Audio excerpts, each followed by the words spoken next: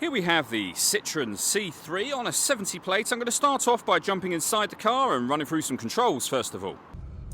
Okay, now that we're inside the car, we're going to start with the dials. Over on the right hand side we have the rev counter, or on the left hand side we've got the speedometer. In the middle at the top, the fuel gauge and coolant temperature gauge, and beneath that the main trip computer, which includes the total miles for this car, which are 5,552.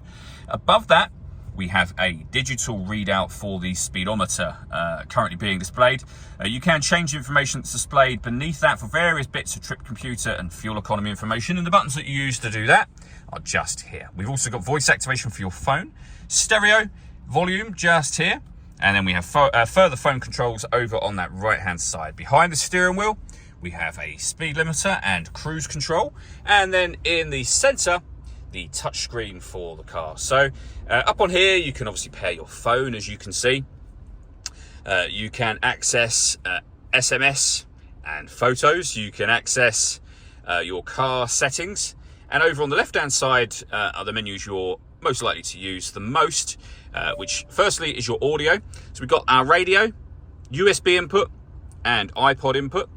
If the USB device that you input is your smartphone, you can also see that you can get Citroen friendly satellite navigation apps to work on this car as well. And up on here we have access to our climate control, so you're able to adjust the temperature, the fan speed, the direction you'd like the air to be distributed in, and when you're happy with those settings you can turn your air conditioning off, back on, or put the system into auto. The car will now take control of the fan speed and the direction of the air to maintain the temperature that you've asked for. Beneath that we have the volume for the stereo. We can divert the car's air conditioning quickly to the front screen.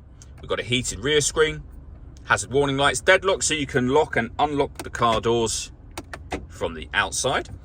Storage tray just here, along with a 12-volt charging socket, the USB input I mentioned a moment ago, 2 cup holders and a 5-speed manual gearbox.